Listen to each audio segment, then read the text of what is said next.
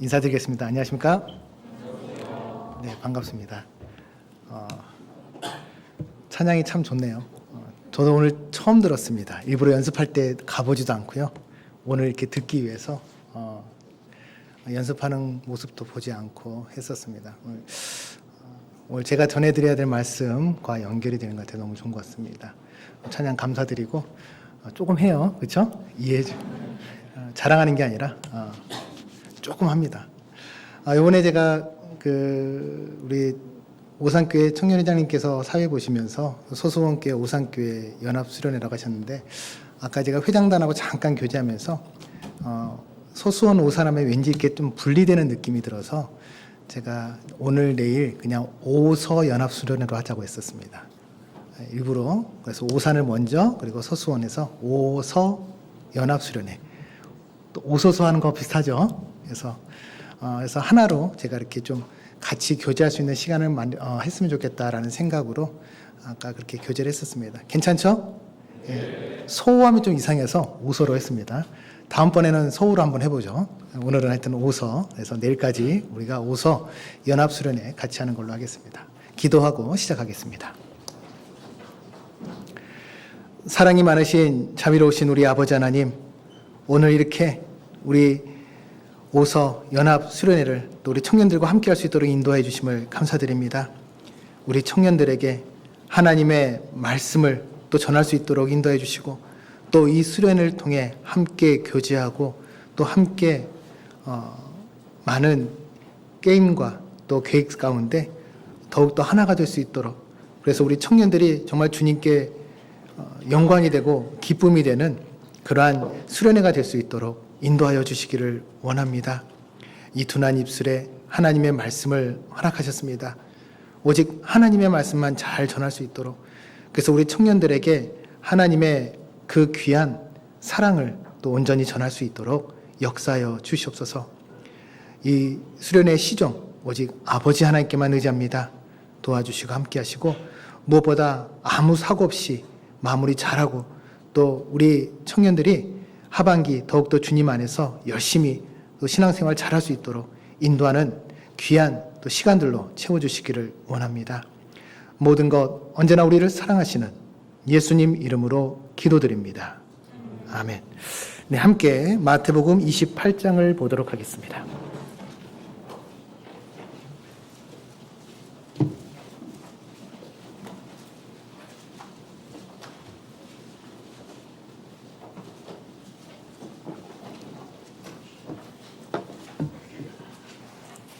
마태복음 28장 16절로 20절. 오늘은 두 곳을 줄을 좀 잡을 겁니다. 미리 좀 말씀을 드리겠습니다. 마태복음 10장 1절부터 또 제가 볼 거니까요. 두 곳을 미리 줄을 좀 잡아주시면 감사하겠습니다. 그래서 마태복음 28장 16절로 20절, 그리고 마태복음 10장 이렇게 두 곳을 제가 보면서 말씀을 드리도록 하겠습니다.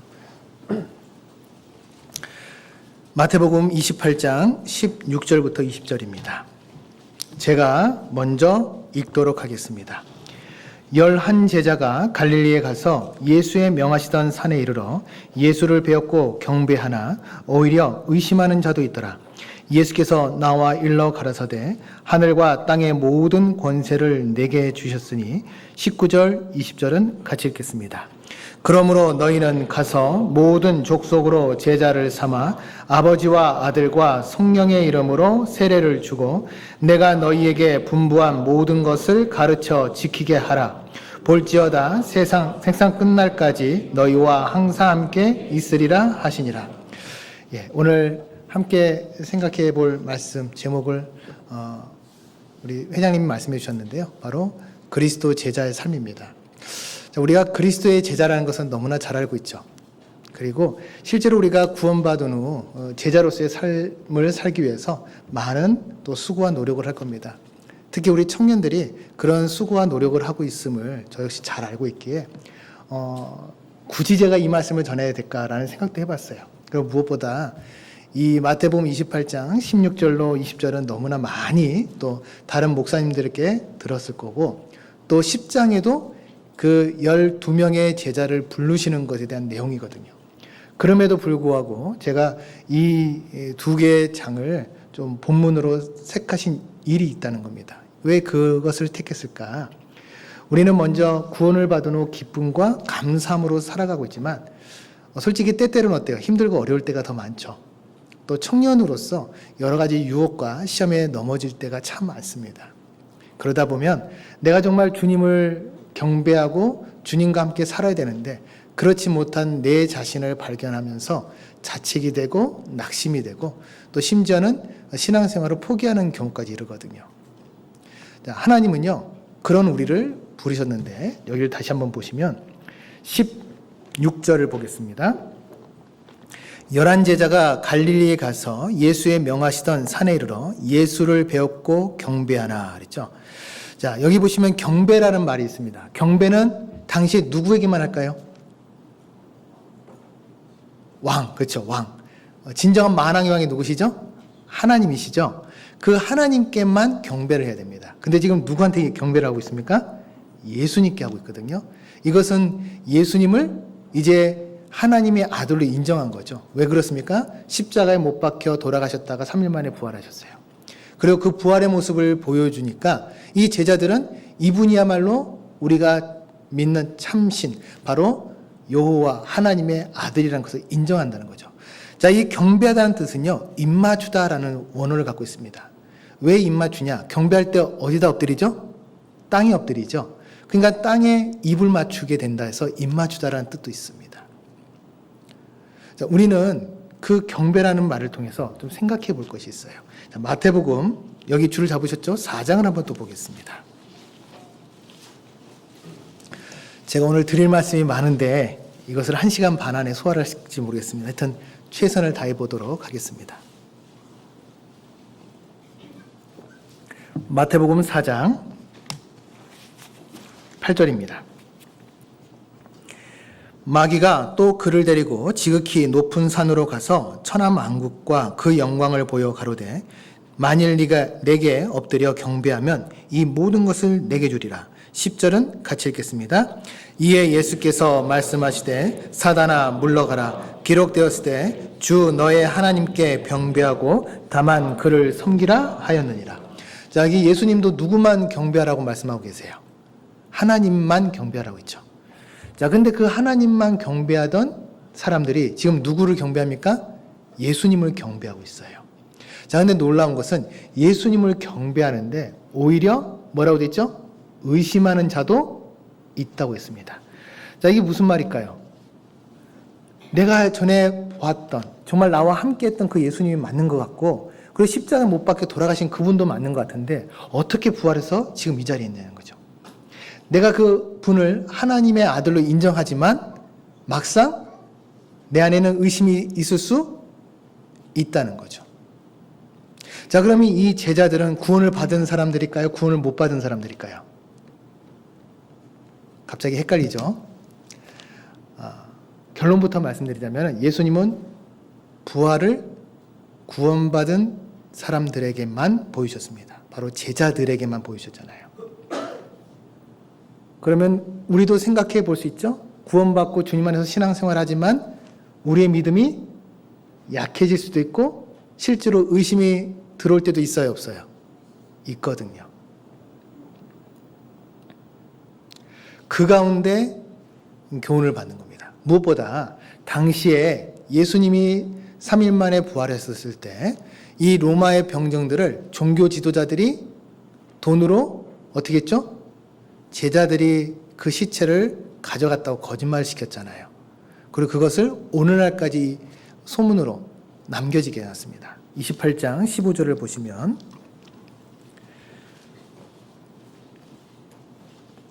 군병들이 돈을 받고 가르친 대로 하였으니 이 말이 오늘날까지 유대인 가운데 두루 퍼지니라. 결국 예수님의 부활을 믿지 않는 그런 시대적인 환경이 잡혀 있습니다. 그때 제자들이 예수님의 살아계심을 봤죠. 부활하심을 봤습니다. 그러니까 어때요? 두 마음이 생긴 거예요. 근데 여기서 중요한 게 있습니다.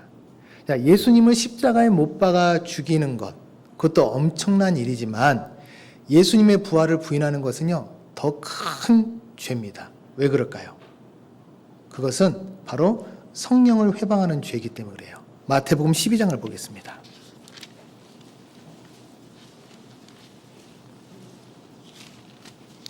마태복음 12장 31절, 32절.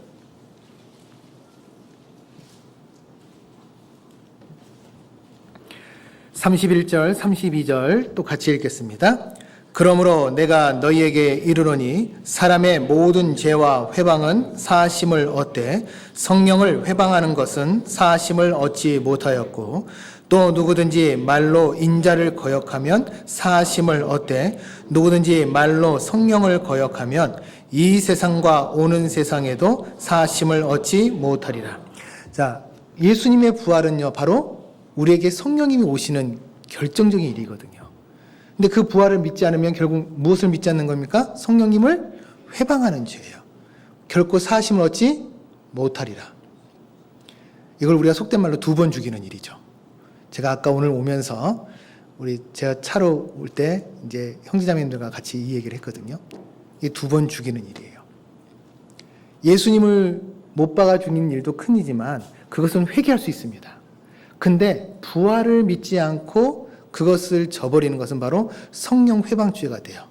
왜요? 그 부활이 예수님이 우리를 위해서 십자가 못 박혀 돌아가셨다는 결정적인 증거거든요.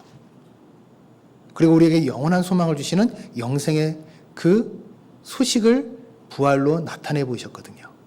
근데 그것을 부인하는 겁니다. 자, 그럼에도 불구하고 그 의심하는 제자들에게 예수님이 먼저 나오십니다. 다시 본문으로 가겠습니다. 마태복음 28장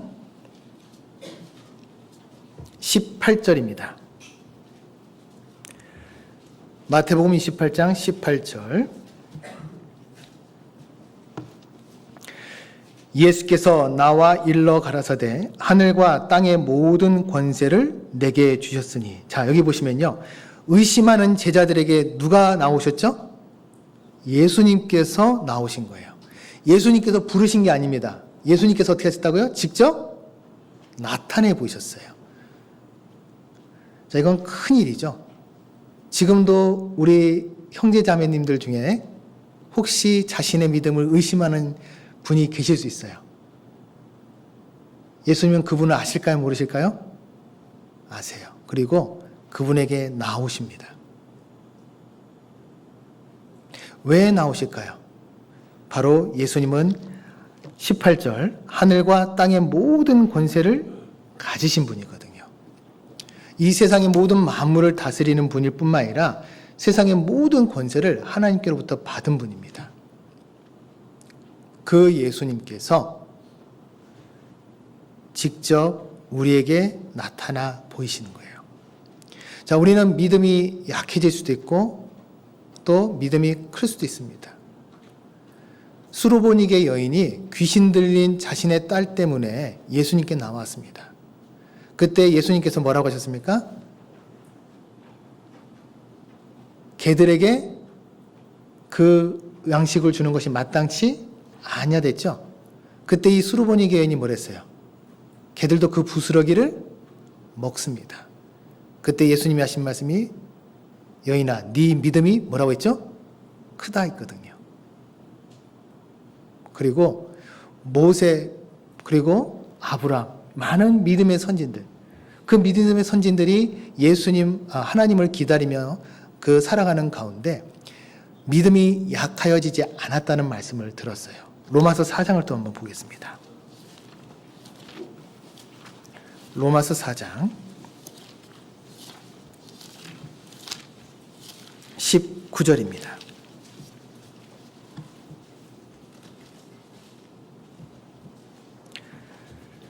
로마서 4장 19절.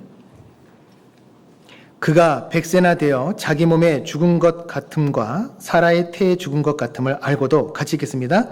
믿음이 약하여지지 아니하고. 즉 우리는 세상에서 살다 보면 여러 일들을 경험하다 보면 우리의 믿음이 약해질 때도 있고 우리의 믿음이 강해질 때도 있다는 거예요.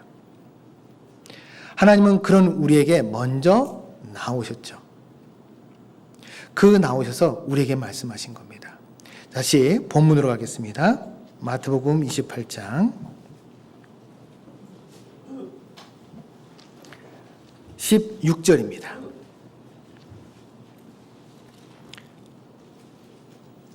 16절 같이 읽겠습니다.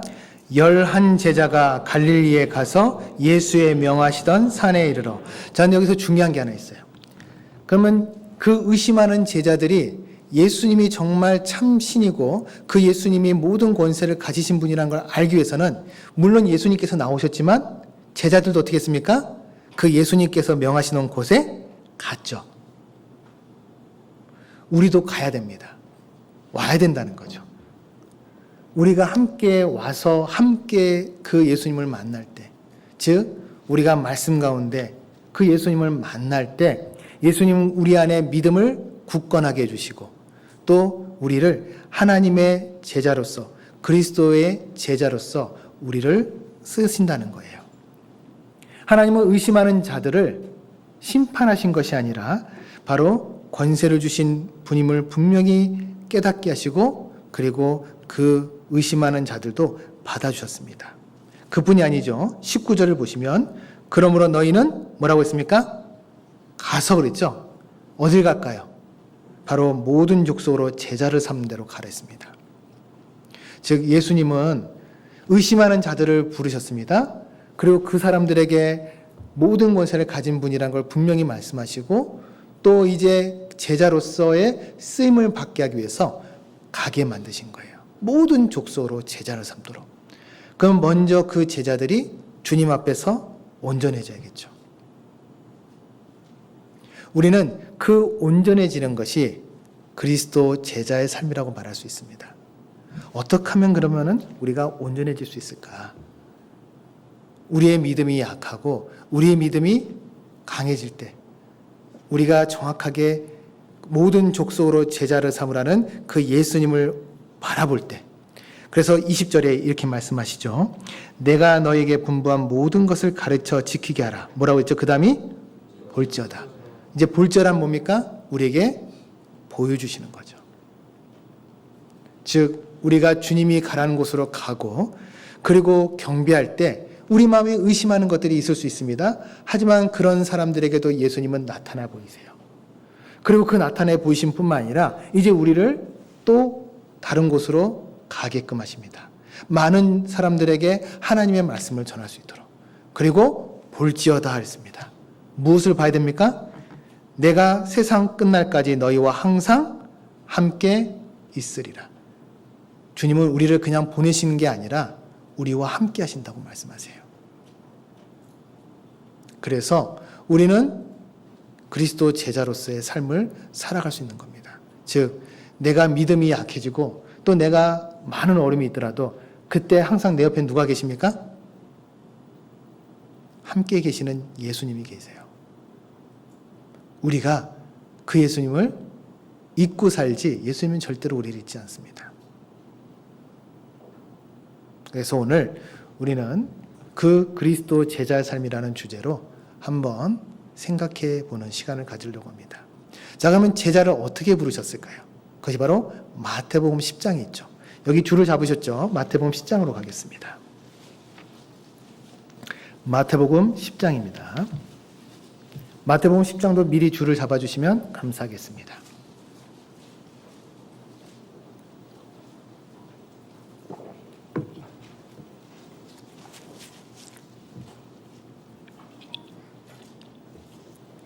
(1절입니다) 예수께서 그 12 제자를 부르사 더러운 귀신을 쫓아내며 모든 병과 모든 약한 것을 고치는 권능을 주시니라. 자, 여기 보시면은 12 제자를 부르사라고 되어 있죠. 거기 한번 밑줄을 쳐보십시오. 자, 예수님은 12 제자를 부르시기 전에 어떻게 부르셨는지를, 즉 제자를 부르신 이유를 9장에다 설명하고 계십니다.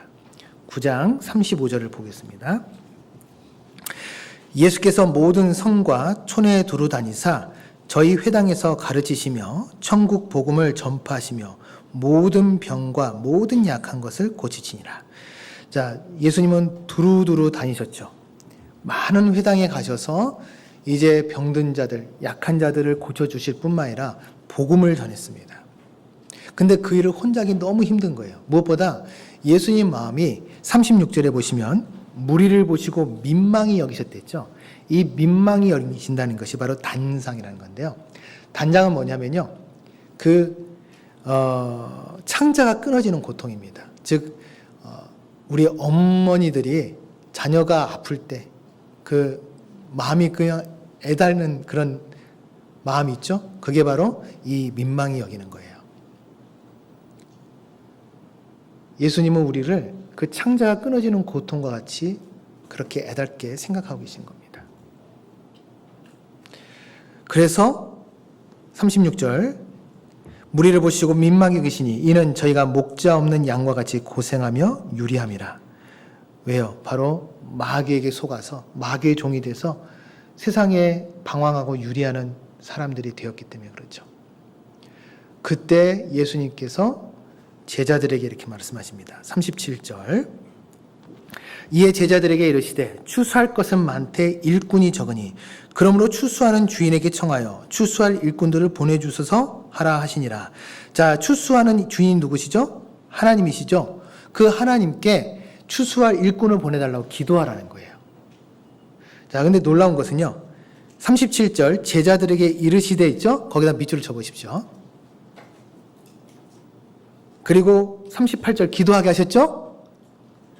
그리고 다시 10장 1절을 보시겠습니다. 예수께서 아까 밑줄 어디다 칠했죠? 그 12제자를 그러면 누구를 부르신 거예요? 기도하는 제자들을 부르신 겁니다. 요거 이해되세요? 예수님은 기도하는 제자들을 불렀어요. 어떤 사람으로 쓰려고? 추수할 일꾼으로 쓰려고. 즉 기도하는데 그 기도하는 사람을 통해서 다른 사람을 부르신 게 아니라 기도를 통해 그 기도하는 제자들을 불러서 추수할 일꾼으로 세웠다는 겁니다. 자, 우리도 기도하죠. 근데 정작 기도하면서 누가 일을 해야 됩니까? 내가 해야 되거든요.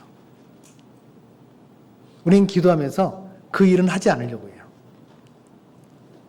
예수님은 기도하는 제자들을 부르셨습니다. 그리고 이렇게 말씀하시죠. 5절, 10장 5절입니다. 예수께서 그 12를 내어 뭐 했죠? 보내시며 아까 마태복음 28장과 똑같죠? 부르고 세우시고 보내는 겁니다. 똑같아요. 우리를 보내셔요. 근데 우리는 자꾸 그걸 잊어버려요. 주님은 우리를 부르실 뿐만 아니라 우리에게 그 일을 하게끔 세우십니다. 내어 보내신다는 거예요. 자, 그렇기 때문에 이 제자를 부르시는 방법을 통해 우리가 하나씩 하나씩 좀 생각해 봐야 됩니다. 자, 먼저 이 10장 2절을 보시면 그 12사도의 이름은 이러하니 쭉 4절까지 12명의 제자들이 나오죠. 그 12명의 제자들은 어떻습니까? 학문이 없는 범인들이에요. 평범한 사람들이죠. 아니요. 어찌 보면 그 당시에 가장 볼품없는 무명한 자들입니다. 그런데요, 우리가 좀 생각해 볼 것이 있습니다. 볼품없고 학문 없는 범인들이라고 하나님께서는 그 사람들을 계속 쓰신 게 아니에요. 그 제자들은 나중에 어떠한 사람들과 어떠한 종교 지도자들과 이 변론을 해도 절대로 지지 않았습니다. 주님의 복음을 정확하게 전파했어요. 그것을 이 제자들은 너무나 잘했다는 겁니다. 사도행전 3장을 보겠습니다. 사도행전 제가 3장이라 했습니까? 4장입니다. 죄송합니다. 4장. 사도행전 4장 13절 14절입니다.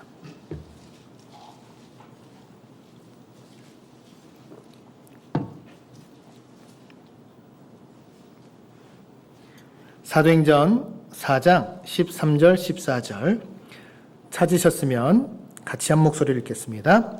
저희가 베드로와 요한이 기탄 없이 말함을 보고 그 본래 학문 없는 범인으로 알았다가 이상히 여기며 또 그 전에 예수와 함께 있던 줄도 알고 또 병 나은 사람이 그들과 함께 섰는 것을 보고 힐날할 말이 없느니라. 자, 학문 없는 범인으로 분명히 알고 있는데 이 사람들이 기탄 없이 말을 해요. 왜 그럴 수 있을까요?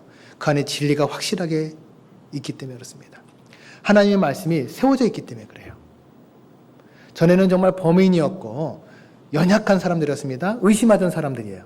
그럼에도 불구하고 주님의 일을 할 때 주님은 부르시고 세우십니다. 그리고 기탄 없이 말했어요. 힘있게 말했다는 겁니다. 자, 우리도 주님의 제자들이죠. 과연 나는 기탄 없이 말하고 있습니까? 숨어 지내고 있습니까? 아니, 입을 닫고 있는지도 모르죠. 그래서 하나님은 우리를 세우신 이유, 왜 우리를 세웠는지를 정확하게 알아야 돼요. 자, 한번 생각해 보겠습니다. 교회는 왜 있을까요? 제자들을 세우고 양성하는 데가 교회입니다. 그렇죠? 자, 교제를 위해서 교회가 있다. 천국에 더 빨리 가는 게 낫지 않을까요? 영원히 교제하는 곳인데. 말씀을 듣기 위해서 교제가 있다? 천국 가면 말씀이 내 머릿속에 그냥 다 들어있는데 완전한 자가 되는데. 봉사를 위해서요? 우리는 주일 빼고는 나머지 주 중에는 세상 일 때문에 바쁘잖아요. 천국 가면요. 영원히 주님을 위해서 찬양을 할 수 있는데요. 그러면요. 세상의 건강을 위해서요? 건강은 어디가 더 좋습니까? 천국이 더 좋잖아요. 근데 교회에 반드시 있어야 될 게 있습니다. 전도가 있어야 되거든요. 교회가 있어야 되는 이유를 한번 생각해 보자는 거예요. 왜 제자들이 필요하죠? 우리가 전도 외에는요, 있을 이유가 솔직히 없습니다. 천국이 훨씬 더 좋아요. 빨리 가는 게 좋죠. 특히 수요일 날 이완 목사님께서 항상 하시는 말씀이 뭡니까? 난 빨리 가고 싶다 하시죠? 사도 바울도 제가 우리 소송교 청년들한테는 교제를 했었습니다. 사도 바울이 가장 개인적으로 갖는 소망이 뭡니까? 빨리 죽는 거예요. 빨리 죽는 거. 왜요? 예수님을, 나를 구원하신 예수님 빨리 만나고 싶거든요. 그럼 어떻게 해야 돼요? 빨리 죽어야 돼요. 빌립보서 1장에 나와 있어요. 나 빨리 죽고 싶다. 그게 내 소망이다. 그런데 내가 살아있어야 너희를 위해서, 교회를 위해서 내가 쓰임을 받고 온전해지기 때문에 내가 이 땅에 있는 것이다. 이 말씀을 하셨거든요. 사도 바울도 전도를 위해서 살아있었던 거예요. 그게 바로 진정한 그리스도인의 제자죠.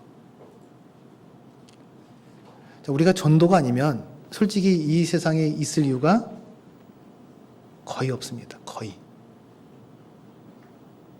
그래서 우리가 해야 될 것,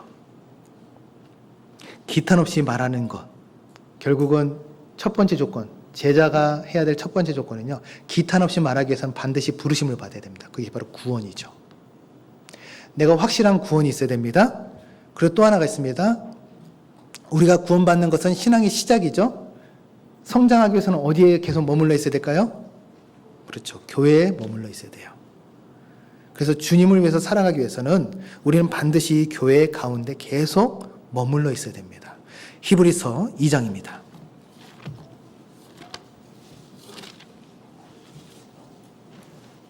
히브리서 2장.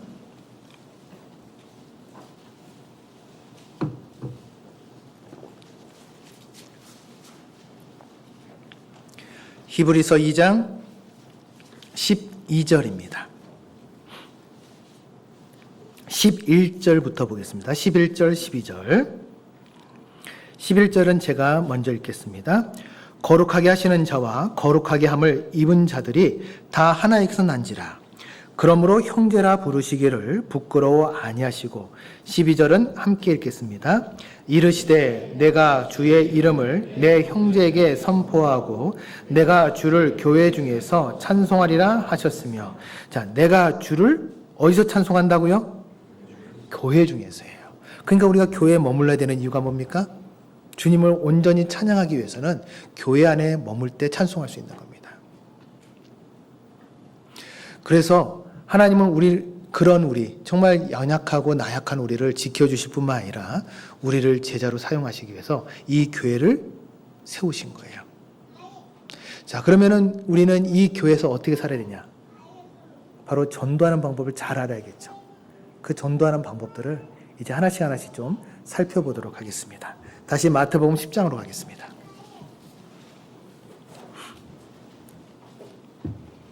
5절입니다. 5절, 6절.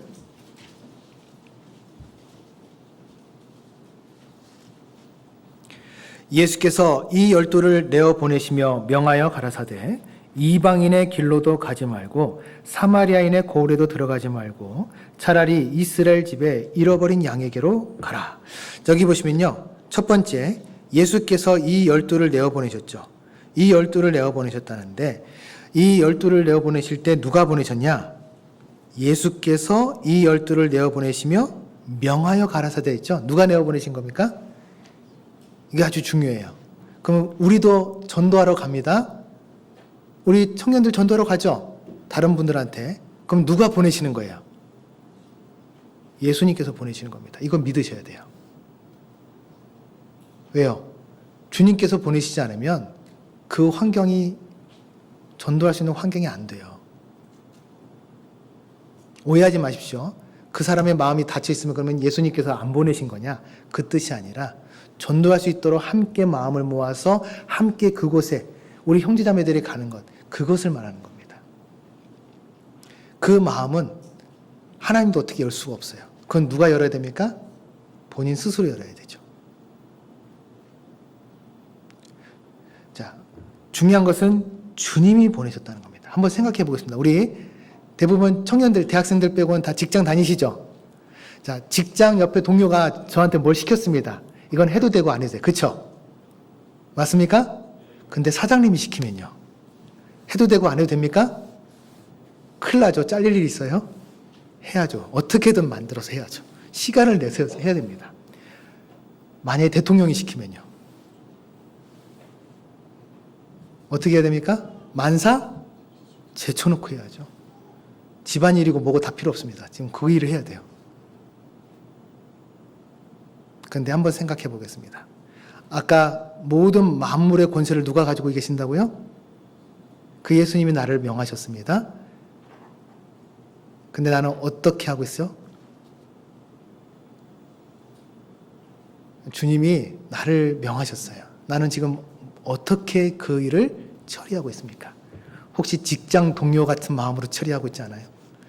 해도 되고 안 해도 되고.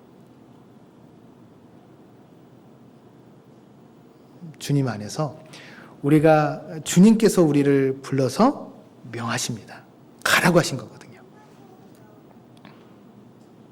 그런데 우리는 자꾸 그 마음을 하나님께서 주신 마음이 아닌 것처럼 생각한다는 겁니다. 핑계거리는 되죠.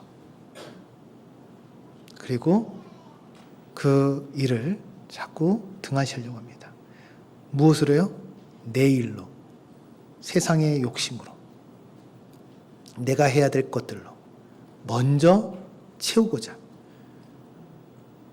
주님이 주시는 그 명령을 뒤로 물러뜨리는 거죠.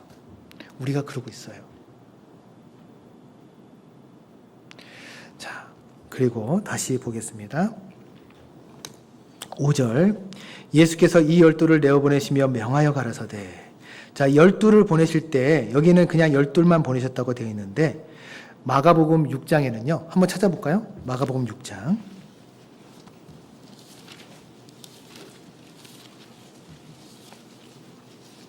마가복음 6장 7절입니다. 똑같이 제자들을 보내시는 말씀이 이제 마가복음 6장에 있는데 7절에는 이렇게 돼 있죠. 같이 한번 읽어볼까요? 12제자를 부르사 둘씩 보내시며 더러운 귀신을 제어하는 권세를 주시고. 자, 어떻게 보내셨다고요? 한 명씩 보내신 게 아니에요. 왜 둘씩 보냈을까요? 둘씩 보내야 뭐가 있습니까?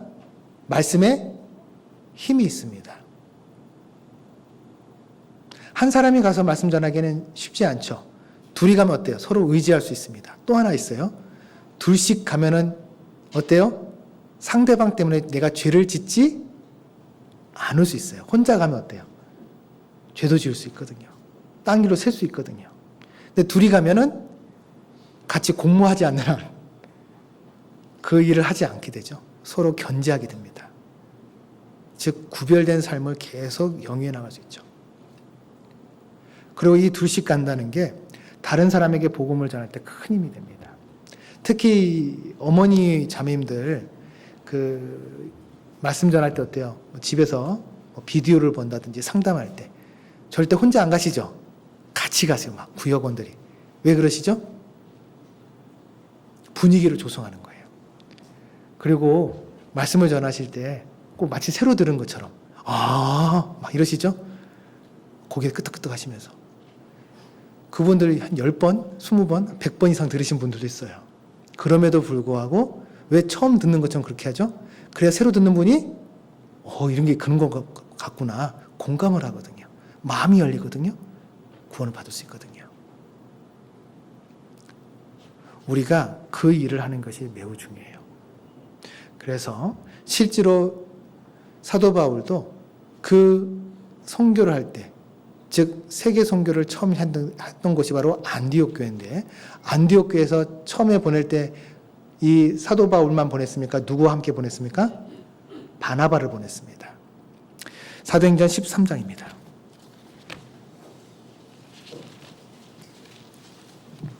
사도행전 13장 1절부터 보겠습니다.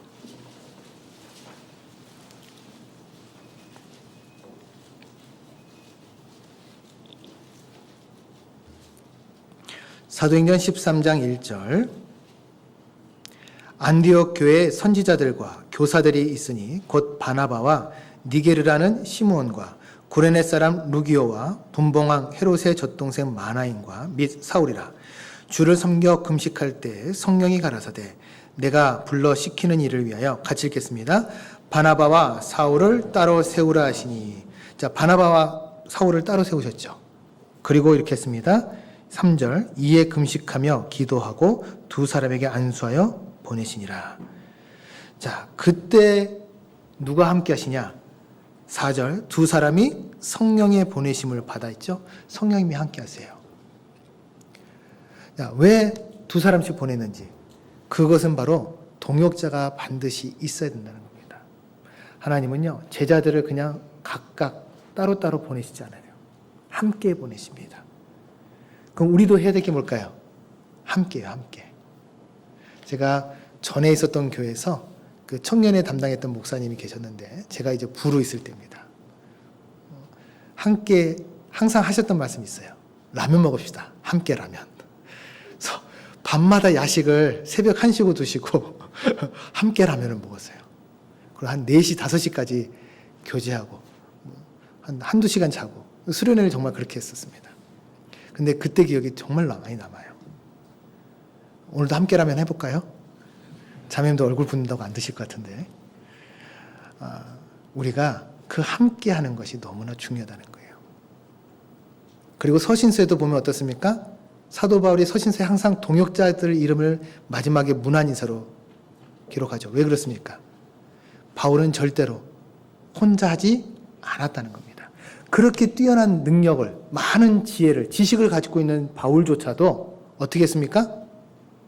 동역자를 항상 하나님께서 붙여주셨어요. 그리고 그 동역자들의 모든 행적을 절대로 잊지 않은 새 바로 사도 바울입니다. 우리도 함께 해야 돼요. 기억해야 됩니다. 그때 주님께서 우리에게 능력을 보내주세요. 다시 본문으로 가겠습니다. 큰일이네요. 저희 지금 3분의 1도 안 했는데 1시간이 지났습니다. 어떻게 할까? 안 지루하시죠? 네. 오늘 밤새서 할까요? 그냥? 한번 해보는 데까지 해보겠습니다. 자, 마태복음 10장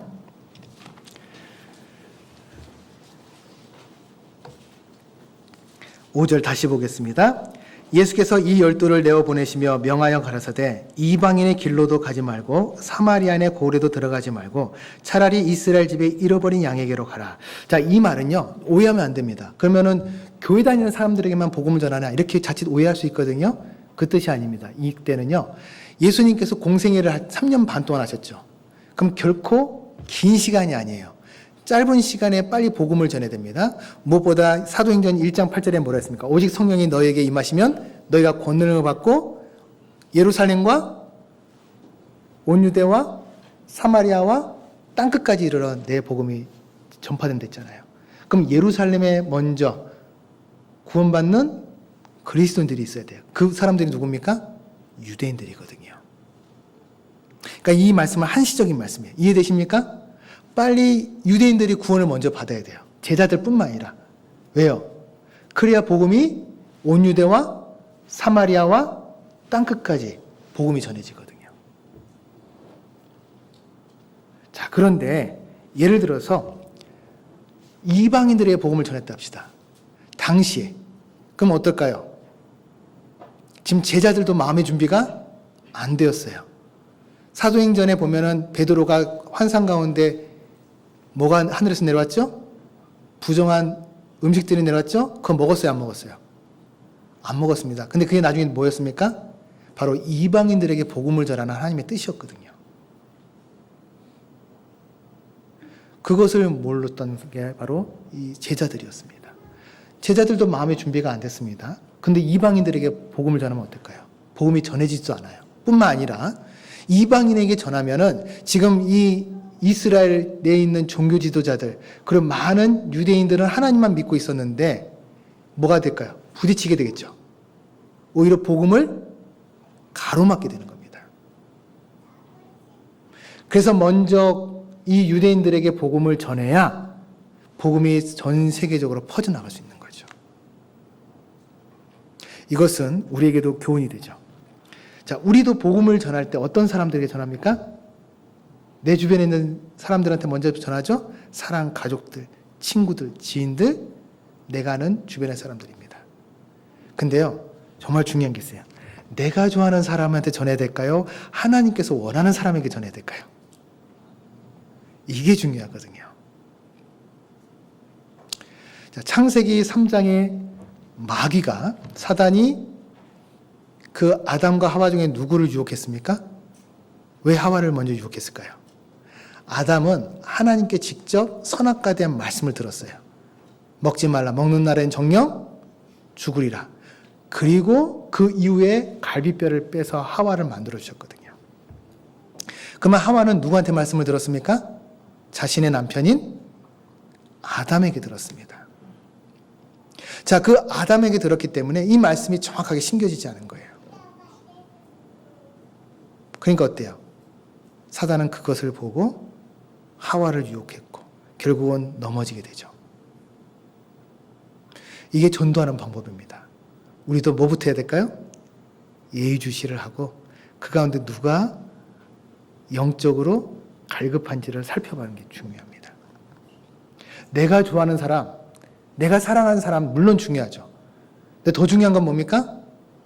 그 사람이 만약에 복음을 들었는데 거부하면 그 사람으로 말미암아 내가 전도하고자 하는 많은 영혼들에게 복음을 전하는데 방해가 될 수 있어요. 실제로 그런 분들이 있잖아요. 가족분에 예를 들어서 어머니한테 말씀을 전했습니다. 근데 어머니가 엄청나게 신실한 불교 신자예요. 그랬더니 집에다 모든 가족들이 전합니다. 우리 둘째 아들이 미쳤다. 얘가 가면은 절대 말 듣지 마라. 이단에 빠졌다. 복음 들어가야 안 들어가요? 그렇게 된다는 거예요. 그래서 먼저는 우리가 어떤 사람에게 전해야 될지를 정확하게 해야 됩니다. 한 예가 있는데요. 어떤 형제님이 봉사회 형제님입니다. 무려 13년간 아버지 전도만 했어요. 아버지 전도. 아버지 전도만 했어요. 13년간. 다른 사람은 보지 않고 오직 자신에게는 아버지의 제일 중요한 분이거든요. 근데 전도가 안 돼요. 말씀을 듣고 깨우쳤습니다. 아, 하나님은 내 아버지 영혼만 사랑하시는 게 아니라 모든 사람의 영혼을 사랑하시는구나. 그런 말씀을 통해 깨달으셨어요. 그리고 그때부터 이제 이 전도하는 대상을 바꿨습니다. 자신의 친구로. 놀랍게 친구가 말씀을 듣고 구원을 받았습니다. 그런데요, 2년인가 3년이 지났는데 깜짝 놀랄 일이 벌어졌어요. 자기가 대집회 이제 성경 강의에 왔는데 거기에 아버지가 딱 와 계시는 거예요. 아버지 어쩐 일이세요? 네가 이 교회 다니냐? 알고 봤더니 이 친구를 전했죠. 구원받은 친구가 자신의 아버지에게 또 전한 겁니다. 근데 이 구원받은 아버지가 알고 봤더니 자신의 아버지와 친구였어요. 그러니까 아버지가 아버지 전도한 거죠. 친구 아버지가. 그러니까 친구끼리 전도하니까 좀 더 수월하겠죠, 마음이? 그래서 오신 거예요. 결국은 그분이 구원을 받았습니다. 그때 깨달았어요. 아, 하나님은 어떻게든 구원받게 해주신다. 자, 우리도 지혜롭게 해야 됩니다. 그래서 마태복음 10장 16절에 이렇게 말씀하시죠. 16절 같이 읽겠습니다. 보라, 내가 너희를 보냄이 양을 이리 가운데 보냄같도다. 그러므로 너희는 뱀같이 지혜롭고 비둘기같이 순결하라. 뱀같이 어떻게 하라고요? 이 뱀이 어떤 뱀일까요? 에덴 동산에 있었던 그 뱀을 말해요. 자, 이 이리는요, 어떤 습성을 갖고 있습니까? 자신이 배불러도요, 주변에는 약한 것들을 다 물어 죽입니다. 그게 바로 이 여우 이리의 습성이에요. 근데 우리를 어디다 보내는 것 같다고요? 그 이리 가운데 보낸 것 같아요. 자, 우리는 전도할 때 절대 쉽지 않습니다. 우리를 물어 뜯어요. 그곳에서 어떻게 하라고요? 뱀같이 지혜롭고 비둘기같이 순결해야죠.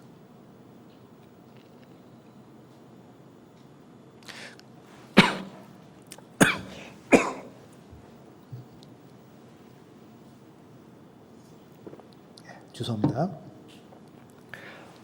그래서 우리는 그 복음을 전할 때 지혜롭게 하는 것이 매우 중요하다는 겁니다. 그리고 또 하나가 있습니다. 10장 7절입니다. 가면서 전파하여 말하되, 같이 읽겠습니다. 천국이 가까웠다 하고. 제가 아주 중요해요. 자, 우리는 천국을 전합니까? 지옥을 전합니까?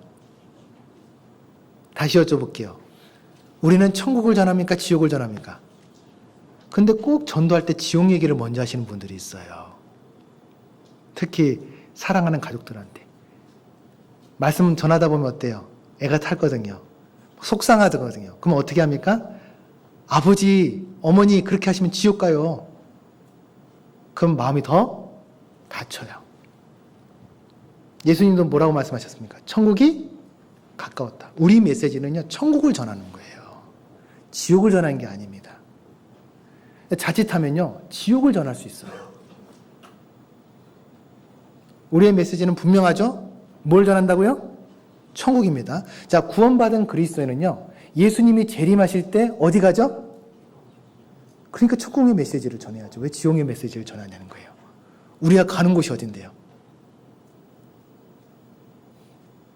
자, 지옥 얘기를 하지 말라는 게 아닙니다. 지혜롭게 해야 된댔죠? 우리가 전하는 메시지가 분명해야 됩니다. 천국에 대한 메시지를 전해야 돼요. 어떻게 됩니까? 내가 가는 천국, 내 사랑하는 가족들을 같이 가자고 해야 되죠. 주님은 우리에게 그 말씀을 하시는 거예요. 사도행전 1장입니다. 사도행전 1장. 자, 1장을 보기 전에 잠깐 운동을 좀 하겠습니다. 어깨를 크게 5번 뒤로 돌려보세요. 하나, 둘, 셋, 넷, 다섯. 앞으로. 하나, 둘, 셋, 넷, 다섯. 다행히 동손끼리 앉아 계시네요. 자, 왼쪽에 계신 분 어깨를 좀 주물러 주시기 바랍니다.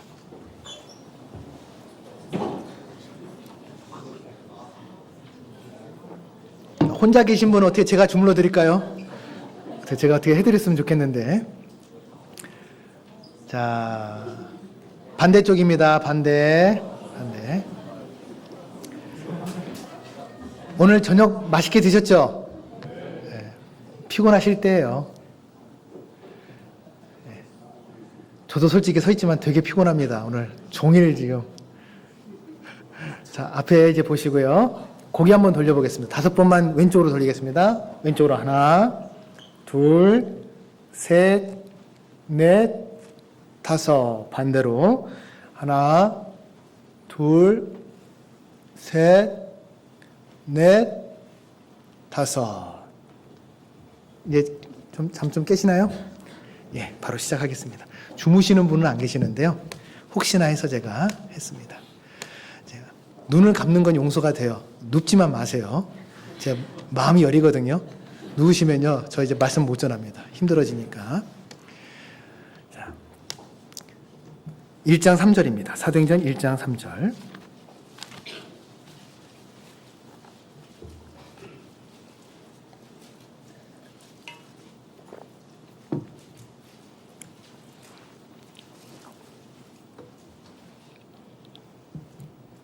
같이 읽겠습니다. 해 받으신 후에 또한 저희에게 확실한 많은 증거로 친히 사심을 나타내사 40일 동안 저희에게 보이시며 하나님 나라의 일을 말씀하시니라. 자, 해 받으신 후에 십자가에 못 박혀 돌아가신 후에 또한 저희에게 확실한 많은 증거로 친히 사심을 나타내사 부활을 분명히 보이셨다는 거예요. 그리고 하신 게 뭡니까? 40일 동안 지옥 얘기했어요? 하나님 나라의 일을 얘기하셨어요? 그럼 예수님도 천국 말씀을 하셨는데 우리는 무엇을 전해야 되냐는 거예요. 하나님 나라를 전해야죠. 주님의 나라를 전하는 게 우리가 해야 될 일입니다. 왜요? 우리 안에는 무엇이 들어있죠? 주님이 우리 위해서 십자가에 못 박혀 돌아가신 사랑이 들어있죠. 그 사랑을 내가 가지고 그 사랑을 전하는 겁니다. 우리는 심판을 전하는 게 아니에요. 사랑을 전하는 거지. 고린도전서 13장입니다. 고린도전서 13장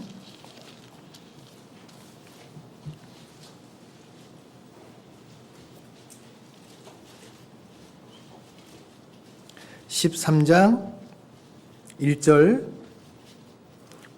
3절까지 1절로 3절 고린도전서 13장 1절로 3절 같이 읽겠습니다. 내가 사람의 방언과 천사의 말을 할지라도 사랑이 없으면 소리나는 구리와 울리는 꽹과리가 되고 내가 예언하는 능이 있어 모든 비밀과 모든 지식을 알고 또 산을 옮길 만한 모든 믿음이 있을지라도 사랑이 없으면 내가 아무것도 아니요 내가 내게 있는 모든 것으로 구제하고 또 내 몸을 불사르게 내어줄지라도 사랑이 없으면 내게 아무 유익이 없느니라. 됐습니다. 자, 여기 보시면요. 사랑이죠. 즉 우리는 사랑이 역사하는 믿음이거든요. 내가 가지고 있는 믿음은 무슨 믿음이라고요? 사랑이 역사하는 믿음입니다. 그리고 이 믿음은 누가 주신 거예요? 하나님이 인간의 몸을 가지고 십자가에서 못 박혀 돌아가셔서 주신 믿음이거든요. 자, 그러면요. 주님 안에 거하는 것은 다시 말하면 이 사랑은 절대적인 겁니까? 상대적인 겁니까? 절대적인 거예요. 요한일서 4장에 뭐라 했습니까? 하나님은 사랑이시라 그랬거든요. 절대적인 사랑을 우리가 전하는 거예요.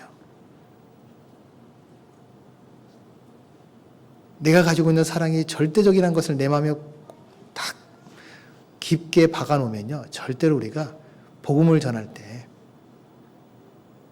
내 감정으로 얘기하지 않습니다. 그게 매우 중요하거든요. 복음을 전할 때 내 감정이 아닌 사랑으로 전해야 돼요. 자, 다시 본문으로 가겠습니다. 마태복음 10장입니다.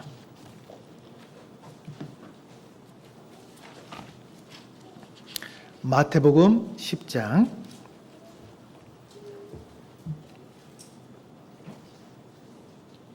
8절 병든 자를 고치며 죽은 자를 살리며 문둥이를 깨끗하며 귀신을 쫓아내되 같이 읽겠습니다. 너희가 거저 받았으니 거저 주어라. 자, 거저 받았으니 거저 주어라. 내가 거저 받았기 때문에 거저 주어야 된다는 거죠.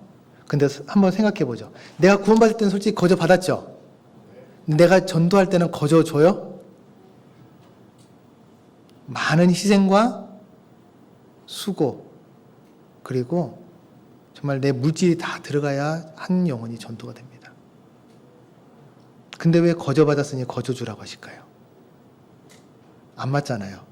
수지타산이 안 맞잖아요. 왜 그러냐면요. 복음을 받는 입장에서는 거저 받은 거지만 주는 입장은 많은 희생과 그리고 희생과 그 수고가 그리고 고난이 따르죠. 핍박이 따릅니다. 그것은 주님이 우리를 위해서 희생하셨기 때문에 그래요. 우리도 그 사랑을 거저 받았지만은 그 사랑을 주신 분은 거저 주신 게 아니죠. 얼마큼요? 자신을, 그 생명을 버리면서 주신 거예요. 요한일서 3장입니다. 요한일서 3장.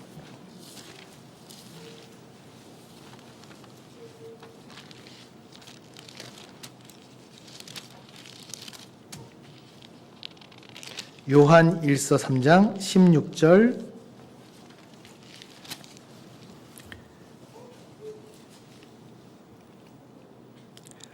16절을 보기 전에 먼저 14절을 보겠습니다. 14절 제가 읽겠습니다. 요한일서 3장 14절 우리가 형제를 사랑함으로 사망에서 옮겨 생명으로 들어간 줄을 알거니와 사랑치 아니한 자는 사망에 거하느니라. 자, 사랑치 아니한 자는 사망에 거한댔습니다. 그러면 어떻게 사랑해야 되냐? 16절에 답이 있죠. 같이 읽어볼게요. 그가 우리를 위하여 목숨을 버리셨으니 우리가 이로써 사랑을 알고 우리도 형제들을 위하여 목숨을 버리는 것이 마땅하니라. 자, 예수님께서 우리를 위해서 십자가를 못 박혀 돌아가신 것처럼 그럼 우리도 죽어야 된다. 그런 뜻이 아니라 그 죽기까지 사랑하신 마음을 우리도 가져야 된다는 거죠. 얼마큼요? 18절에 그 답이 있습니다. 같이 읽겠습니다. 자녀들아 우리가 말과 혀로만 사랑하지 말고 오직 행함과 두 가지가 반드시 필요해요. 행함과 진실함.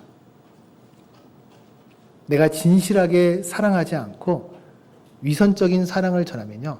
상대방도 압니다. 진실함과 행함이 필요한 거예요. 희생이 필요하다는 거죠. 하나님은 그 희생을 통해서 수고를 통해서 반드시 구원받는다고 말씀하시는 거예요. 자, 우리가 희생한다는 건 정말 쉽지 않습니다. 특히 청년 때, 대학생들은 말할 것도 없고요. 청년 때 자리가 잡힌 것도 아니고요. 해야 될 거 너무 많죠. 특히 결혼 아직 안 한 대부분 총각 처녀들인데 결혼 준비도 해야 되죠.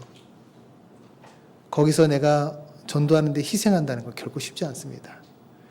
또 수시로 11조 헌금 많은 또 교회에 우리가 필요한 것들을 또 하나님 앞에 드리잖아요. 근데 놀라운 것은 그런데도 하나님은 채워주시거든요. 그것이 바로 마태복음 10장에 나와 있습니다. 마태복음 10장을 다시 보겠습니다.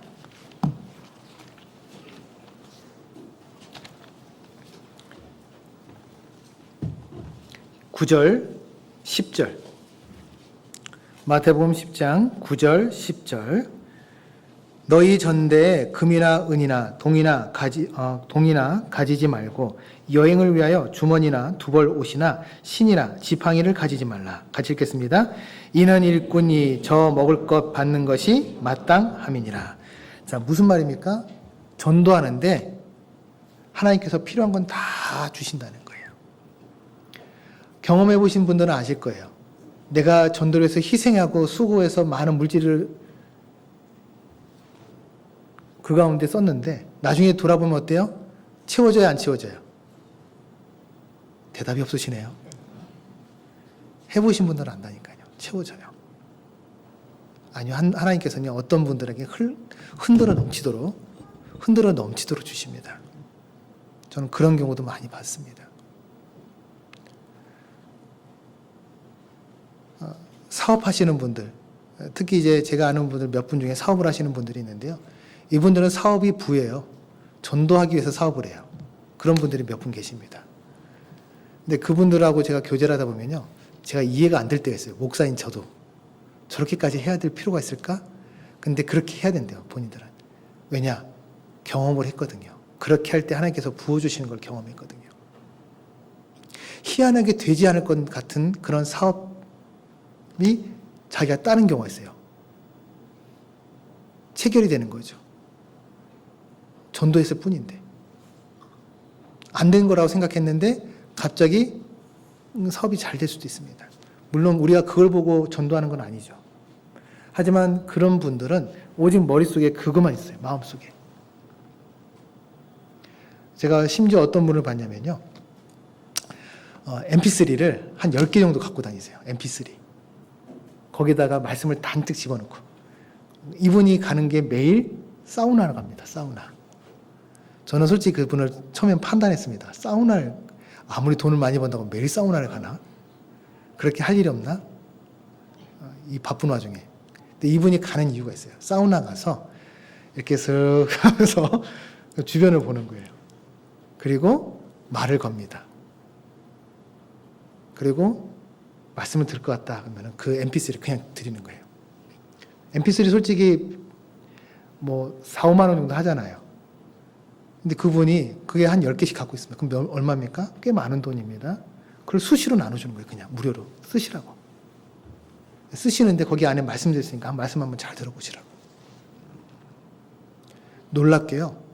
1년에 2가정이 구원받았어요. 전혀 모르는 분인데 2가정이 구원받았습니다. 저도 그걸 보고 정말 신기했습니다. 아, 이게 하나님이 정말 주시는 능력이구나. 목욕탕에서 만나서 2가정이 구원받아. 이거는 있을 수 없는 일이잖아요. 하나님 주신다니까요. 그거를 우리가 경험해야 돼요. 제가 중국 서안에 갔을 때인데요. 서안에 이제 선교를 좀 갔었습니다. 제가 이제 지금 현재 광주에 계신 한 목사님과 이제 같이 갔었어요. 중국 서안. 지금은 이제 완전히 들어가기 어렵잖아요. 그런데 전에 조금 들어갈 수 있을 때입니다. 벌써 한 10년 가까이 됐는데 그때 이제 서안에 갔는데 한 이제 중국인 가정을 신방을 갔었습니다. 갔는데요. 이 집이라고 하는데 집이 아니에요. 아무것도 없어요. 그냥 창고예요, 창고. 서안이 좀 덥긴 합니다. 더워도 아무것도 없어요. 선풍기조차 없어요. 이분들에게 방이란 그냥 아무것도 없는 창고에 우리나라로 하면 평상 있죠, 평상. 나무로 만든 평상. 그 평상이 자기들의 방입니다. 거기에 베개 3개, 이불 2개가 다예요.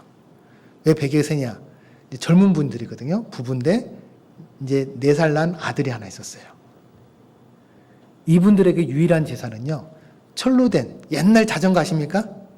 녹쓰는 자전거, 철로 된 자전거. 그 자전거에 모터가 달린 자전거입니다. 혹시 그 어르신들 옛날에 요즘 전기 자전거 생각하시면 안 돼요. 옛날 그 진짜 모터 달린 그런 자전거 있잖아요. 그 자전거가 이분들의 유일한 재산이에요. 교회까지 오는데 자전거로 40분 정도 걸려요. 그걸 매일 타고 왔다 갔다 하세요. 저희가 전도 집회를 했을 때 매일 그걸 타고 왔습니다. 비 오는 날도 비 맞고 와요, 그냥. 정말 대단하세요. 근데 그 집에 이제 신방 갔는데요. 숨이 턱 막히더라고요. 뭐 아무것도 없어요. 오죽하면 우리에게 물을 줘야 되는데 컵이 없어서 물을 못 줘요. 숟가락 3개, 밥그릇 3개, 접시 3개. 그게 끝입니다. 그 집의 부엌에. 그리고 석유 곤로 하나. 우리는 가스레인지죠? 혹시 석유 곤로라고 아십니까? 석유 곤로라고 해서 성냥으로 불 켜서 불 뜨는 그 석유 곤로 하나. 그게 그 분들의 부엌이에요. 화장실은 공용 화장실 써요. 아무것도 없어요. 근데 그 집에 갔는데 벽에 한자로 뭘 막 적어 놓으셨어요. 한자로. 그래서 이제 조선족 이제 목사님한테 한번 여쭤봤습니다. 이게 뭐냐고. 왜 한자 이렇게 막 적혀있냐. 제가 모르는 한자가 이제 중국 간자체라고 하잖아요. 그 한자로 막 적혀 있으니까 모르겠더라고요. 처음에는 이제 그분들 딱 보는데 딱 말씀하시더라고요. 다 말씀이라고. 그러니까 이분들이 말씀을 거기다 다 기록한 거예요. 저희가 위로를 드리러 갔다가 위로를 받고 왔습니다. 한국 선교단들이. 아무 말도 못했어요. 나오면서. 정말 차를 타는 데까지 10분 거리였거든요. 그 10분 거리를 아무 말도 않고 우리 선교 일행들이 그냥 조용히 갔어요. 각자 생각했겠죠. 저는 어떤 생각이냐면 참 내가 가진 게 많구나. 많으니까 버릴 것이 너무 많으니까 전도하기가 어렵구나 생각을 했습니다.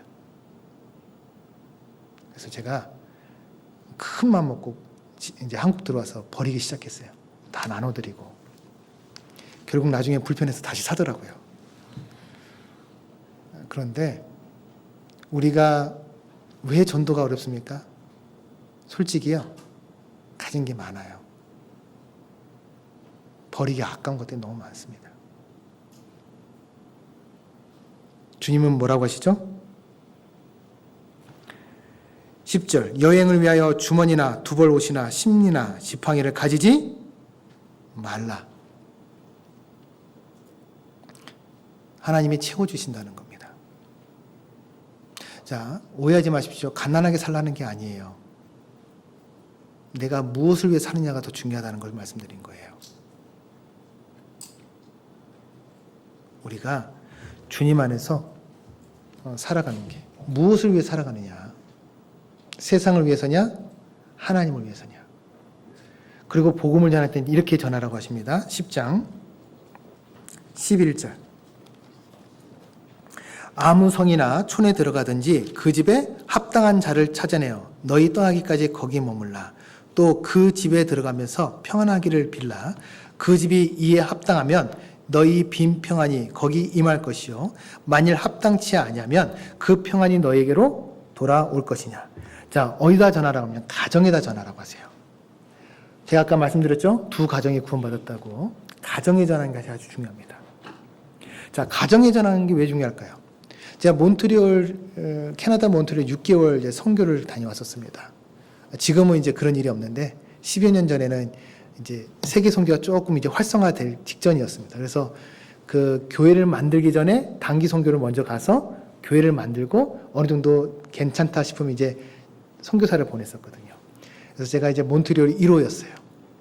아무도 없었고 아무것도 준비가 안 됐습니다. 그때 한 11명, 12명 정도가 이제 계셨는데요. 6개월간 열심히 전도해갖고 그래도 한 20명 가까이 제가 이렇게 만들어 놓고 나왔었거든요. 근데 제가 거기서 뭘 느꼈냐면요. 대부분 그 수가 11명, 12명인데 그 수가 대부분 유학생들이에요. 그리고 가정이, 온전한 가정은 딱 한 가정입니다. 그 온전한 가정 한 가정이 그것도 중국인 가정이었어요. 중국 분들이 구원을 받았어요, 부부가. 그리고 나머지는 한국 분들도 다 외짝 가정입니다. 뭐 자매님이 구원받고 아니면 형제님만 구원받고 그런 외짝 가정이었어요. 거기서 제가 상담을 하고 구원받으신 분이 지금도 그 몬트리올 주축이 되어 계십니다. 아주 제가 너무 감사가 되더라고요.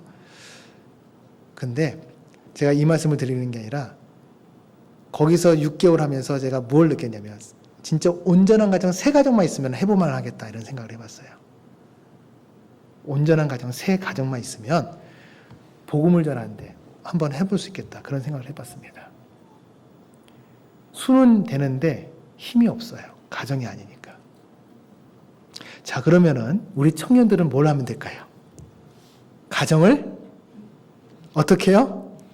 온전한 가정을 만들어야죠.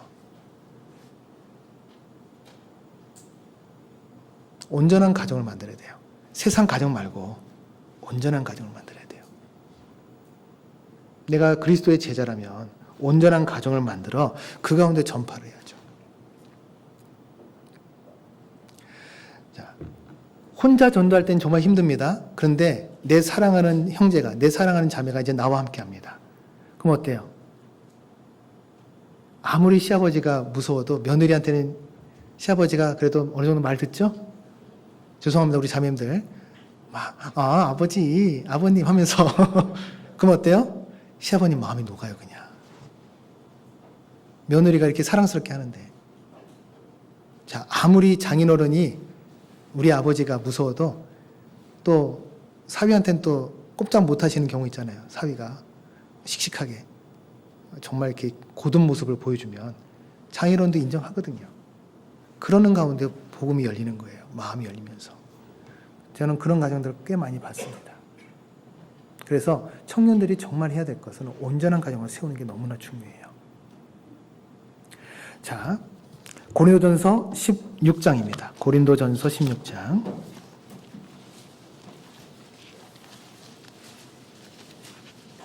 고린도전서 16장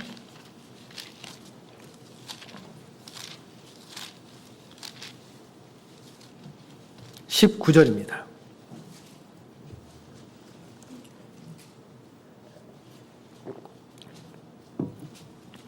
아시아의 교회들이 너희에게 문안하고 아굴라와 브리스가와 및 그 뭐라고 되어 있죠? 집에 있는 교회가 그랬죠? 집에 있는 교회예요. 가정이라는 거죠. 또 한 군데 보겠습니다. 골로새서 4장입니다. 골로새서 4장.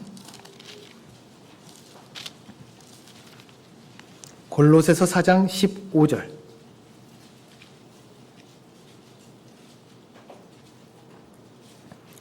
또 같이 읽겠습니다. 라우디게아에 있는 형제들아 눈바와 그 여자의 집에 있는 교회에게 문안하고. 가정이죠. 자, 우리가 가정을 세운 게 그래서 중요해요. 청년들이 정말 그리스도의 제자라고 살아가고 싶다면 결혼을 왜 해야 되는지도 분명해야 됩니다. 목적이 분명해야 돼요. 물론 사랑해서 함께하는 건 너무나 중요하죠. 저도 20년이 지났지만 저희 자매가 제일 좋습니다. 농담이 아니라. 왜? 하나님께서 그렇게 만드셔요. 그런데 그건 하나님이 저를 그렇게 만드신 거예요. 저를 볼 때는 절대 그럴 수 있는 사람이 아니에요. 저는 상당히 냉정한 사람입니다. 이성적인 사람이거든요. 근데 이상하게 저희 자매한테 이성이 안 돼요. 하나님 만드세요. 하나님이 주신 사랑을 갖고 있으면 그렇게 됩니다.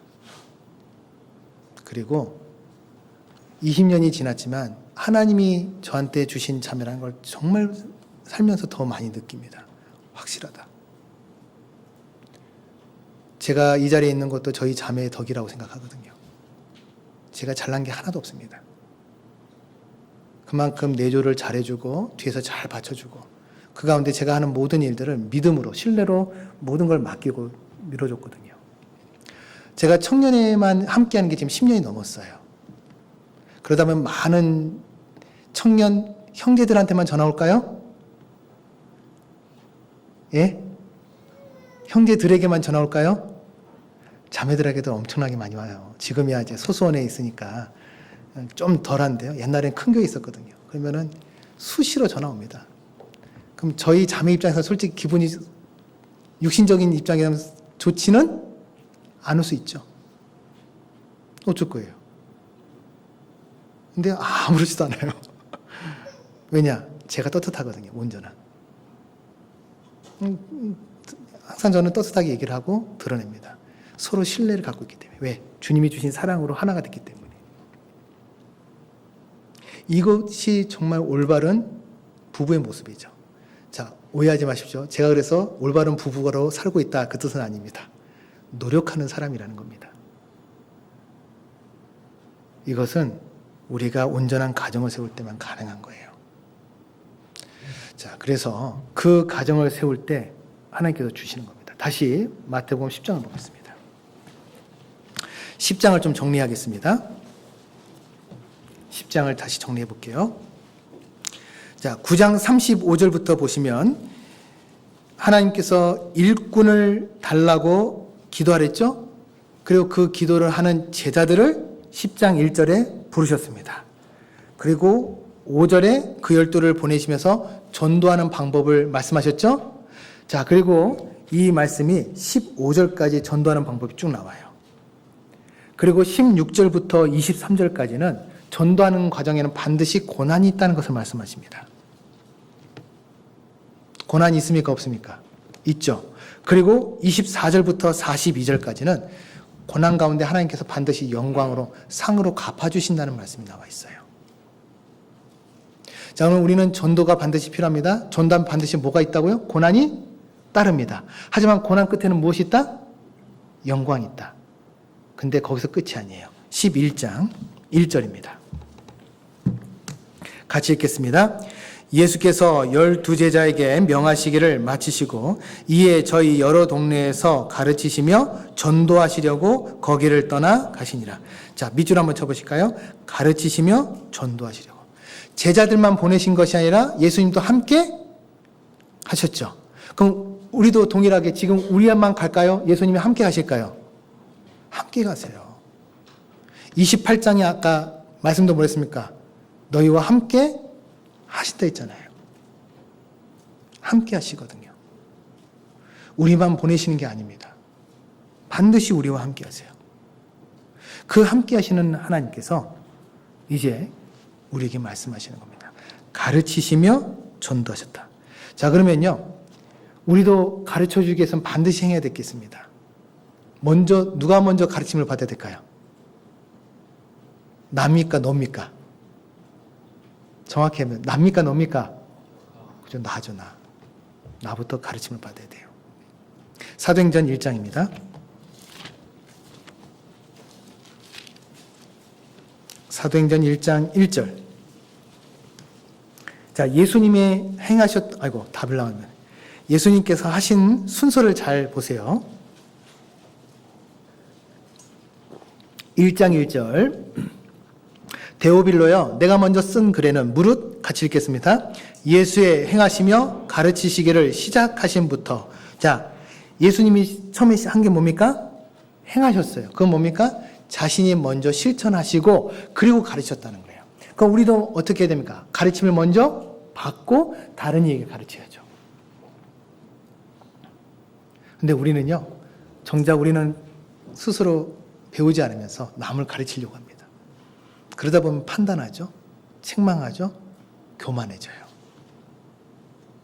내가 가르침을 받으면 절대 교만해지지 않습니다. 겸손해지지. 주님은 그래서 행하시고 가르치셨어요. 우리도 동일하게 먼저 가르치심을 받아야 됩니다. 마태복음 28장, 이제 본문으로 다시 가겠습니다. 자, 그래서 이 마태복음 10장과 마태복음 28장, 여기를 두 군데를 나중에 한번 개인적으로 묵상을 해보십시오. 연결이 됩니다. 그리고 그 연결 가운데 우리에게 주시는 말씀에 각자 분명히 주실 거예요. 하나님께서. 어떻게 내가 살아야 될지를 답을 주실 겁니다. 다시 보겠습니다. 19절. 그러므로 너희는 가서 모든 족속으로 제자를 삼으랬죠. 그러면 우리가 해야 될 건 제자로서의 삶. 첫 번째는 세상으로 나가야 돼요. 모든 족속으로 제자를 삼기 위해서는 너희가 가야 되죠. 우리가 가야 됩니다. 자, 시간이 없으니까 찾지 않겠습니다. 창세기 12장. 아브라함을 부르셨죠? 그럼 내가 너희가 지시할 땅으로 가랄 때 하나님께서 그냥 보내신 게 아닙니다. 3가지 복을 약속하셨거든요. 간 건 한 번인데 복은 몇 개 주셨어요? 3개 주셨어요. 그럼 우리도 가면 하나님께서 복 주실까 안 주실까요? 수지타산 맞아요. 그렇기 때문에 우리는 가야 됩니다. 그리고 두 번째, 제자를 삼으랬죠. 제자를 삼는 건 뭡니까? 주님 앞에서 이제 우리가 안일하게 살면 안 돼요. 제자를 삼으라는 건 끊임없이 전도하는 일을 계속 우리가 희생하고 말씀을 전하는 일을 해야만 제자를 삼을 수 있습니다. 그래서 우리는 그 일을 위해서 하는 거예요. 자, 그리고 세 번째, 아버지와 아들과 성령의 이름으로 뭘 주라 했습니까? 세례를 주고, 세례는 침례를 말하죠. 이 침례는 뭡니까? 영광을 하나님께 드리는 겁니다. 자, 왜 영광을 드리는 겁니까? 갈라디아서 2장 20절을 보겠습니다. 갈라디아서 2장 20절.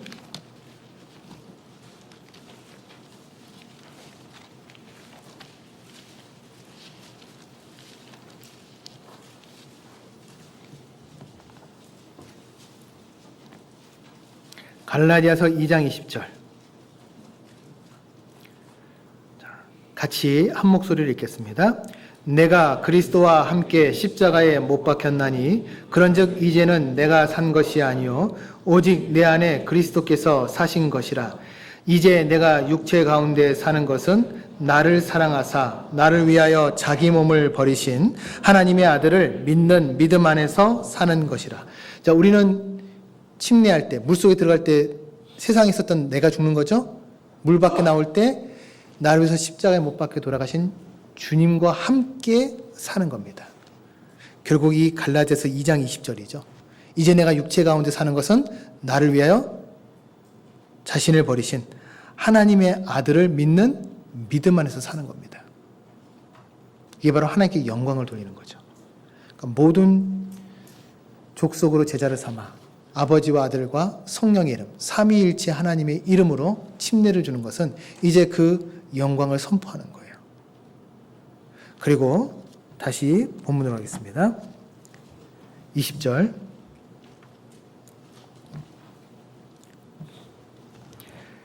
내가 너에게 분부한 모든 것을 가르쳐 지키게 하라. 같이 읽겠습니다. 볼지어다 내가 세상 끝날까지 너희와 항상 함께 있으리라 하시니라. 볼지어다 내가 세상 끝날까지 누구와 함께 한다고요? 자, 너희와는 누굽니까? 우리와 합니다. 우리. 나와 함께 하십니다. 우리는 누구를 바라봐야 될까요? 힘들고 어려울 때, 낙심될 때, 괴로울 때, 정말 포기하고 싶을 때 누구를 바라봐야 됩니까? 볼지어다. 우리는 주님을 바라봐야 돼요. 왜요? 내가 세상 끝날까지 너희와 항상 함께 있으리라 했습니다. 주님은 우리와 함께 계십니다. 누가복음을 보겠습니다. 누가복음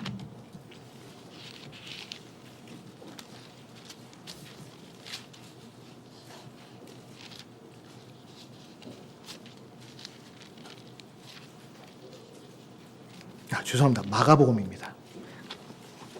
갑자기 생각난 말씀이어서 마가복음 16장.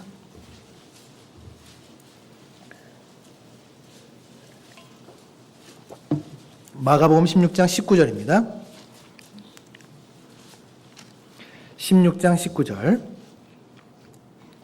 주 예수께서 말씀을 마치신 후에 하늘에 올리우사 하나님 우편에 앉으시니라. 20절 같이 읽겠습니다. 제자들이 나가 두루 전파할세 주께서 함께 역사하사 그 따르는 표적으로 말씀을 확실히 증거하시니라. 자, 하나님 우편에 앉아 계신 분이 어떻게 하고 계신다고요? 제자들이 나갈 때마다 함께 역사하세요. 눈에 보이지 않으시지만 그 주님께서 우리와도 함께 하실까 안 하실까요? 함께 하세요. 하나님 우편에만 계신 게 아닙니다. 우리와 함께 하고 계십니다. 지금도 우리와 함께 하고자 이 자리에 계실 거예요. 자, 우리는 그리스도 제자입니다.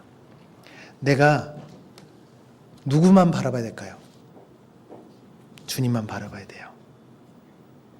주님이 나와 함께 계십니다. 그리고 그 주님께서 내가 반드시 승리하게끔 만들어주세요.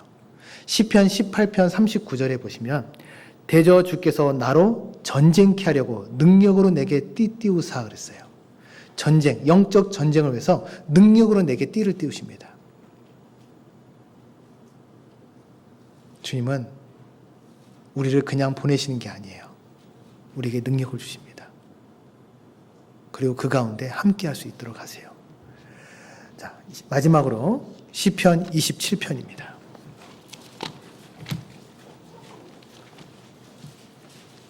시편 27편 1절.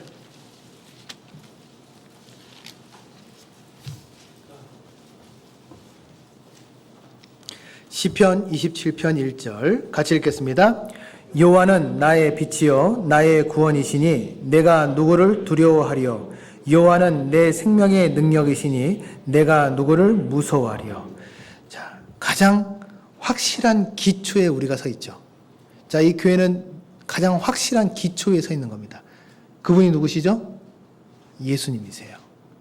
그 예수님께서 가장 확실한 분이시고 기초십니다. 그리고 그분이 나와 함께 계세요. 그리고 말씀하십니다. 그분이 나의 빛이고 구원이시고 그렇기 때문에 내가 누구를 두려워 안 한다는 거죠. 그리고 무엇보다 여호와는 내 생명의 능력입니다. 내 생명의 원천입니다. 내가 누구를 무서워하리요.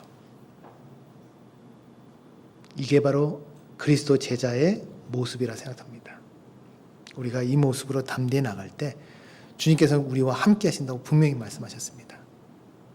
그리고 우리에게 정말 주님의 놀라운 능력을 보여주실 거예요.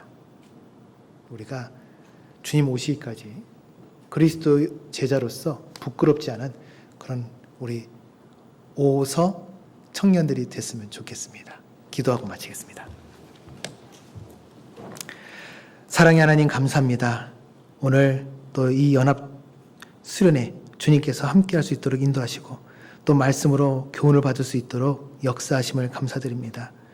우리 청년들 더욱 주님의 제자로서 담대하고 힘있게 또 그 모든 일들을 지혜롭게 헤쳐나가며 또 주님의 복음을 널리 전파하는 귀한 일꾼들이 될 수 있도록 역사하여 주시옵소서. 또 이후에 진행되는 또 우리 수련의 계획들 주님께서 합당하게 또 온전하게 또 아무 사고 없이 잘 진행될 수 있도록 붙잡아 주시고 인도하여 주시기를 원합니다.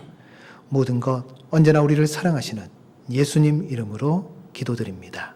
아멘.